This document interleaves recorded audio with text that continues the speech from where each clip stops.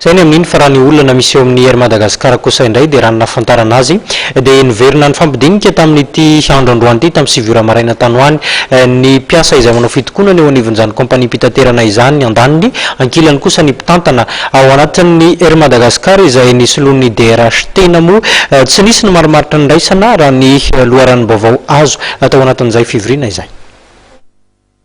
Tsy nahita marimaritra iraisana ireo mpivory izay nahitana ireo solotena ampiasan'ny Airmady izay manatanteraka fitokonana amin'izao fotoana zao sy ny fitantanana ity kompania mpitaterana ity dia tsy ny inspection du travail etsy Antsahavola araka ny nambarana tompon'andraikitra ray taminay. Samy miziriziry tamin'ny heviny tokoa mantsy ny rotonta. Vokany nanapa-kevitra ny hanohy ny fitokonana ireo mpiasa. Fitokonana izay nanelingelina tokoa ny fisotran'ny fiaramanidina. Voatery nahato tokoa mantsy ireo fisidinana rehetra noho ny fitokonana nataon'ireo mpiasa. Araka ny nambara loharanom-baovao taminay hatrany dia nanapa-kevitra ny akavady tany ny fitantanana ny Airmady tamin'ny 2010 tanoany ary nyroso tamin'ny fepetra réquisition an'ireo ekipage mba ahafahan'ny fiaramanidina manainga araka ny lamina efa napetraka.